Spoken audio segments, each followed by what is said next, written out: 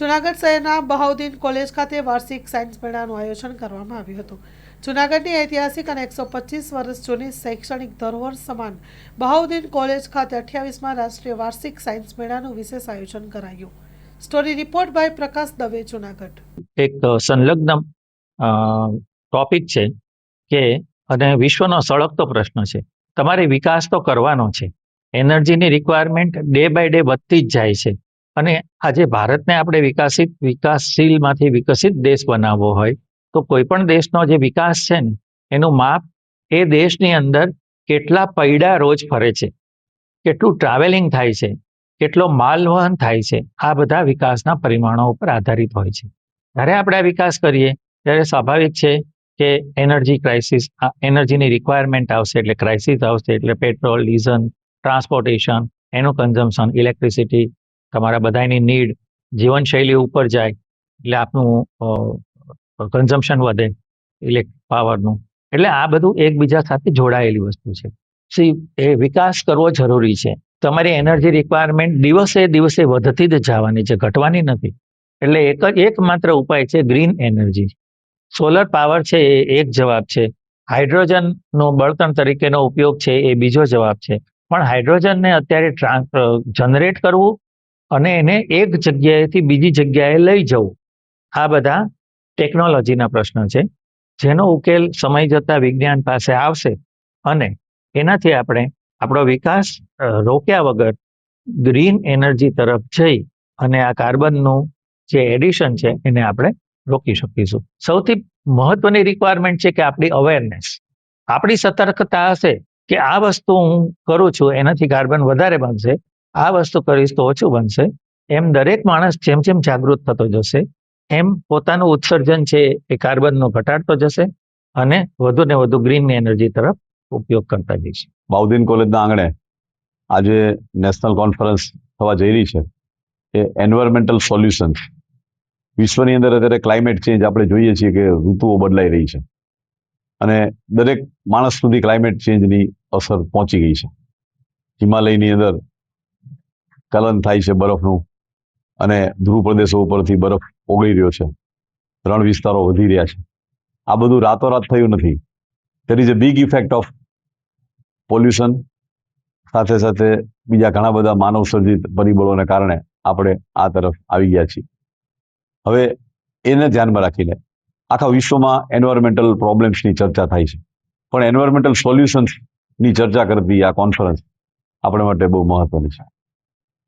મહત્વની વાત એ છે કે અહીંયા ગ્રીન કેમેસ્ટ્રી, સસ્ટેનેબલ ડેવલપમેન્ટ અને એનર્જી, રિન્યુએબલ એનર્જી સોર્સિસ ઉપર આ કોન્ફરન્સ. એવું કહેવાય છે કે આટલું બધું પ્રદૂષણ થવામાં કેમેસ્ટ્રી વાળાનો ઘણો ફાળો છે, પરંતુ આપણને રસાયણ એણે આપ્યા છે, આપણને રંગો એણે આપ્યા છે અને આપણને સિન્થેટિક પોલિમર્સ એણે આપ્યા છે.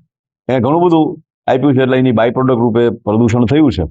પણ હવે જે બગાડે છે એ જ સુધારી શકે એવા ન્યાયે ગ્રીન કેમેસ્ટ્રી એટલે એવી એક કેમેસ્ટ્રી કે જેમાં પ્રદૂષણ મિનિમાઇઝ થયેલું હોય, એની ઉપરની ચર્ચા કરવા માટે આપણે ત્યાંથી ઘણા બધા વિદ્વાનો છે, પરંતુ એમાં જે ભારતને લીડ કરી રહ્યા છે ગ્રીન કેમેસ્ટ્રીમાં એવા પ્રોફેસર ડોક્ટર જસરા સાહેબ, જે અત્યારે રિલાયન્સ એગ્રોટેકના ટેકનોકમના ડાયરેક્ટર છે અને વાઇસ પ્રેસિડેન્ટ છે. સાથે સાથે એ જે એમિનન્ટ પર્સનાલિટી, એ એવા એક સાયન્ટિસ્ટ છે કે ટોપ 2% ઓફ સાયન્સ એમાં વર્લ્ડમાં જે સ્ટેનફોર્ડ રેન્કિંગ છે એમાં એમનો સમાવેશ થાય છે. એવી રીતે બીજો જે વિષય છે એ સસ્ટેનેબલ ડેવલપમેન્ટ છે. સસ્ટેનેબલ ડેવલપમેન્ટ એટલે ટકાઉ વિકાસ. એટલે એક એવો વિકાસ કે જેમાં માનવનો વિકાસ તો થાય પણ સંસાધનો, જંગલો, નદીઓ, નાળાઓ, પ્રદૂષણો તે આપણે અટકી શકીએ અને એ બચી જાય. તો આ બાબત માટે સસ્ટેનેબલ ડેવલપમેન્ટ માટે આપણા બીજા જે વક્તા છે એ એપી સિંઘ સાહેબ છે. એ અત્યારે હેડ ઓફ ધ ફોરેસ્ટ છે, એ બાયોલોજીસ્ટ છે અને સાથે બહુ મહત્વના વૈજ્ઞાનિક છે. હોદ્દાની રૂએ તે આખા ગુજરાતના ફોરેસ્ટના ચીફ છે, પરંતુ એક વૈજ્ઞાનિક હોવાના નાતે તેઓ આપણા બીજા વક્તા છે. ત્રીજા વક્તા છે એ ડૉક્ટર હિરેન ભટ્ટ. એ ભટ્ટ સાહેબ જે છે અહીંયા આપણી બાજુમાં વિદ્યમાન થાય છે. એ ભટ્ટ સાહેબ ઈસરોના સાયન્ટિસ્ટ છે. સ્ટેક ઈસરો અમદાવાદ ખાતે એમણે ગ્રુપ ડાયરેક્ટર તરીકે ઘણો લાંબો સમય કામ કર્યું છે અને એમના સમયમાં વેદાસની એક આખી સિસ્ટમ ડેવલપ થઈ છે. તો એ સિસ્ટમ ડેવલપ કરનારા ભટ્ટ સાહેબ એ સેટેલાઇટના મેન્યુફેક્ચરિંગથી માંડી અને બધી જ બાબતો સાથે જોડાયેલા છે. અને સેટેલાઇટ્સની અંદર બે વસ્તુની ક્રાઇસિસ હોય છે, એક એનર્જીની ક્રાઇસિસ હોય છે અને એક વેઇટની ક્રાઇસિસ હોય છે. આનું મેનેજમેન્ટ કરવું એ બહુ ટફ હોય છે.